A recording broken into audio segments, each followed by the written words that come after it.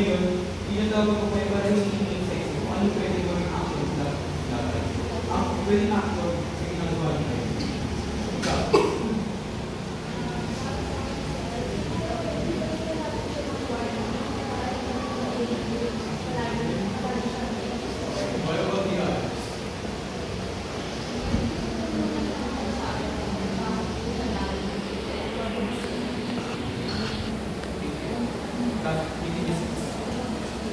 Miss Ayos sa 2016.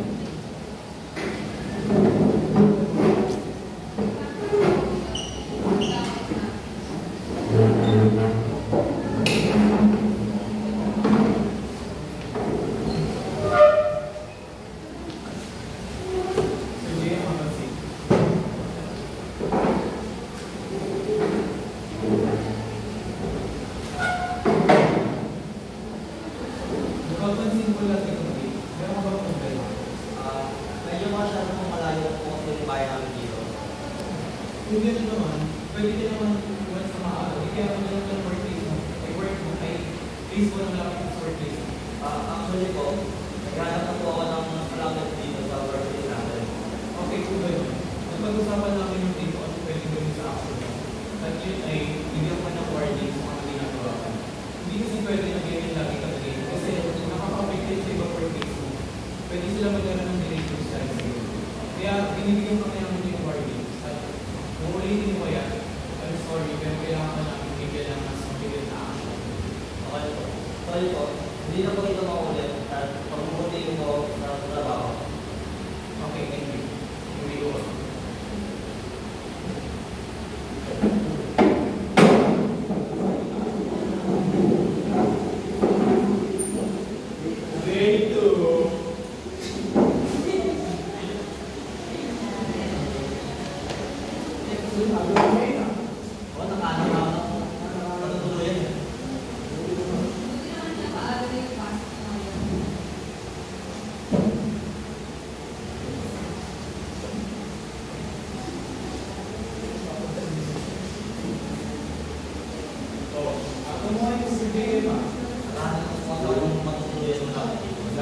Sana araw-araw yan ang performance ng sa work. Ako ganyan, nagsama tayo magandang kasama. Thank you po.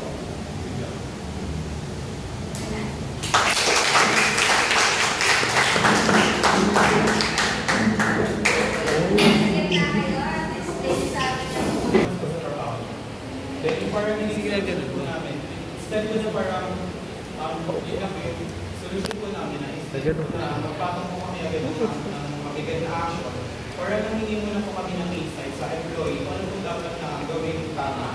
And yun nga po na nagbigay muna po kami ng warning. And yun po, nung minakusap po siya about that, nag-suggest po ko ng mga possible solutions na pwede niya pong gawin since malayo po yung hometown niya po sa workplace po.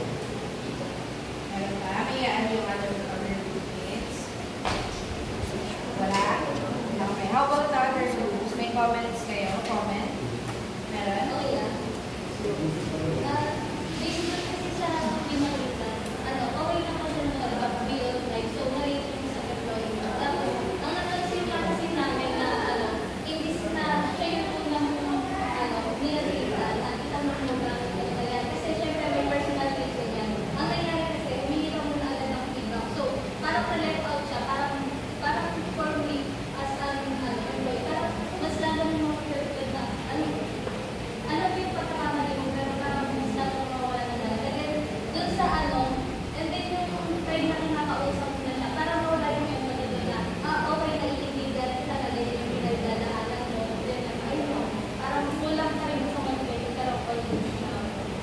Yun, inakuha na ito yung comment. Anyone else na pakiba? May gusto ko sa lipas? Or gusto nyo bang mag-rebut sa sinabi niya ma'am? May nasabi kayo doon? Miss Alicaya, You're good na. may gusto siyang sabihin. You're good na. Okay, so siya ka naman. So, yung tawag na personally, or kayo, personally tatanungin ko kayo, kapag sa inyo nangyari yung nangyari sa kanya na consequence, dahil late na late nga siya, how would you feel? Pinalabas kayo ng meeting, tapos nag-meeting hindi kayo kasama. How would you feel?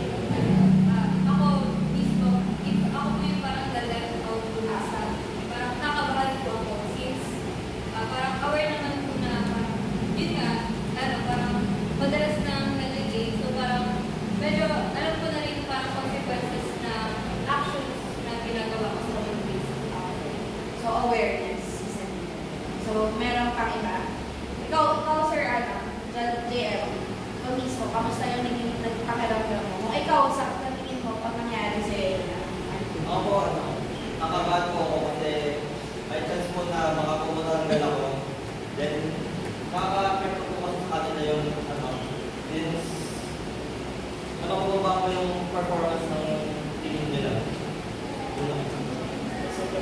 So, nandun yung awareness dun sa tao. Siyempre, lahat nga ng... Ay, sige. Kung ako may nasa posibility, malamang po, ang iisipin ko agad, binutulungan ako. Kasi yung business sa akin na i-address yung problem. Parang kung baga kumalat yung isipin.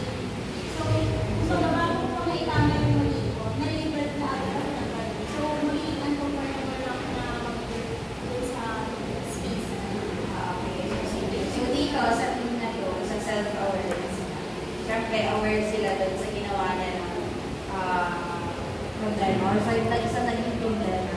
Tapos, aware din sila na may possible consequence yun. And yung consequence na yun, possibly, pinag-uusapan niya dito.